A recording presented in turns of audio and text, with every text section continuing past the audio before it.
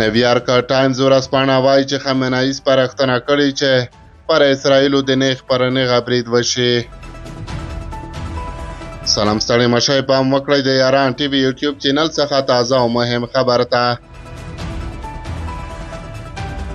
نیویارک ټایمز ورځپاڼې د دریو ایراني چارواکو له قبله لیکلي چې علي خامنه‌ای سپارښتنه کړې چې د اسماعیل هنیه د وژلو په غچ کې د اسرائیل پر پوځي موخو نیغ په نیغه بریدونه وشي.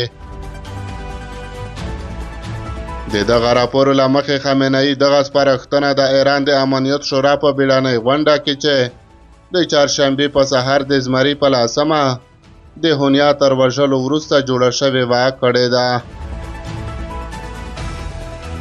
نیویارک ټایمز ورځپاڼې لیکلي چې خامنه‌ای له سپاه پاسداران او پوځ څخه غوښتي چې پر اسرائیلو د برید لپاره د لازمې تګلارې چمتو کړي.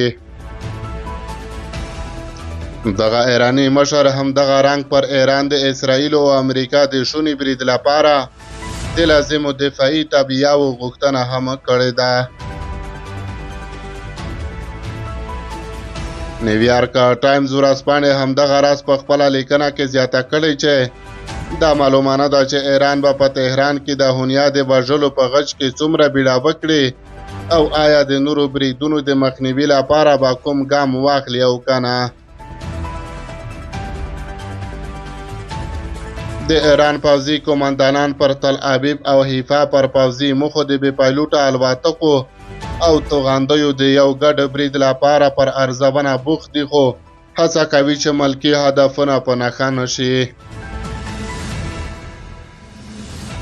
سرچینو دغه ورځپاڼې ته ویلي چې د پام وړ یوه لاره د ایران او په یمن، سوریې او عراق کې د هغه هیواد د نیابتي ډلو همغږي بریدونه دي چې تر ډیره به ښه اغېز پرې وباسي.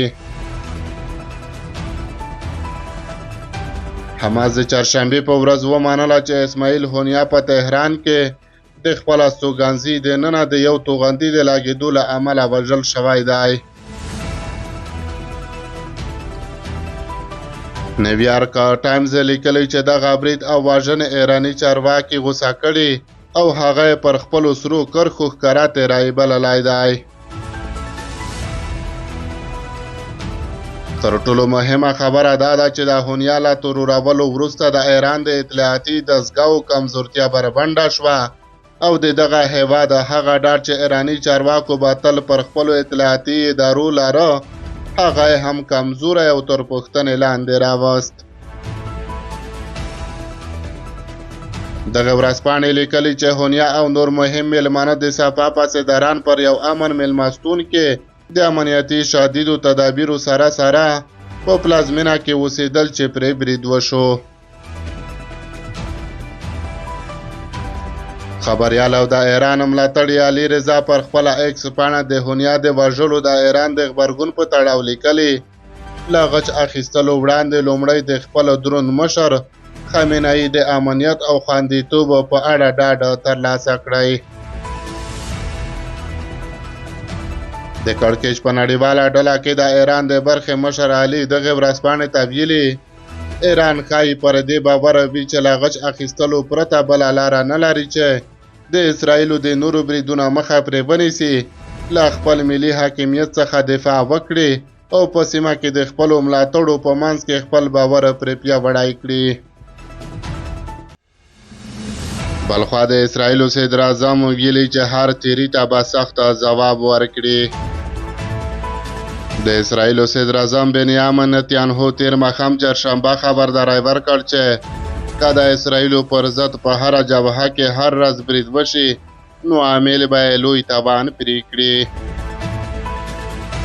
د اسرائیلو صدر اعظم بنیامین نتانیاهو دا خبرداری بلا دی چې د حماس د سیاسي مشر اسماعیل هنیه د وژنې یادونه وکړي ورکړ. خو دا په تهران کې په یوه برید کې د حماس د سیاسي مشر له وژل کېدو وروسته د هغه لومړنۍ څرګنده بنېدې. حماس یوه له هغو ډلو څخه ده چې د امریکا او اروپا د ترهګرو په لیست کې شامله ده. د اسرائیلو صدر اعظم بنیامین نتانیاهو وویل چې راتلونکي ورځې د هیواد لپاره ننګونکې دي، خو ټولو سناریوګانو ته چمتو دی. د اسرائیلو صدر اعظم زیاته کړه چې اسرائیلو د ایران ملاتړو ځواکونو ته سخت ګزارونه ورکړي او چمتو دی چې هر تیری ته چې له هره ځایه وي سخت ځواب ووایي.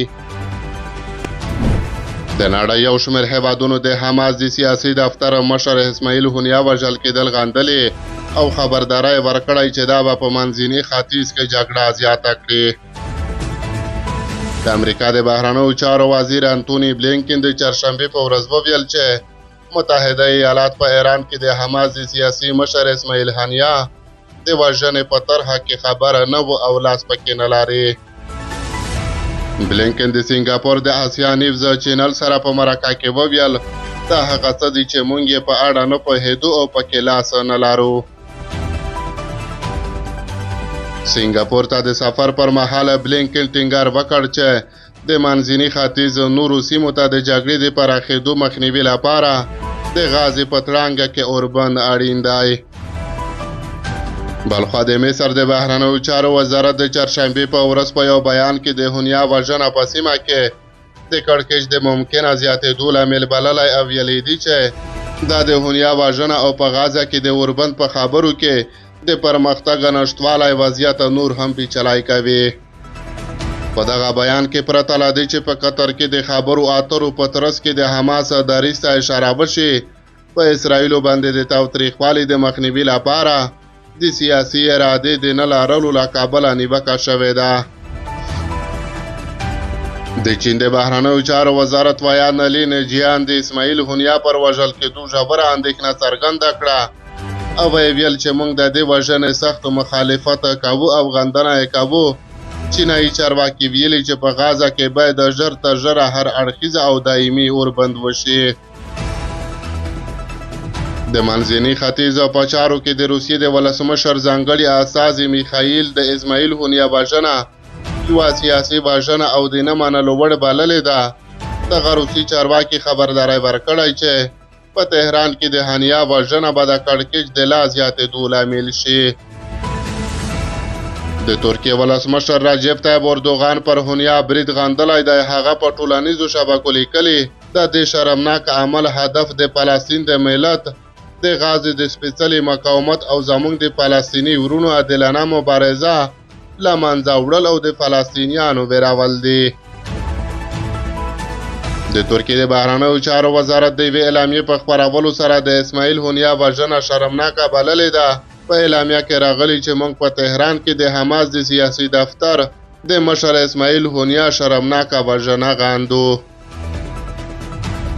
د سوریې د بهرنیو چارو وزارت په یو بیان کې د اسماعیل هنیا وژنه غندلې او اعلان یې کړی چې دا له کرکې ډک عمل کولی شي چې ټوله سیمه کې اور بل کړي. که څه هم اسرائیلو د اسماعیل هنیا د وژل کېدو په اړه تبصره نه ده کړې خو د اسرائیل صدر اعظم بنیامین نتنیاهو د تیر کال د اکتوبر په 9 پر اسرائیلو باندې د حماس ډلې له برید وروسته د حماس په له منځه وړلو باندې ټینګار کړی دی.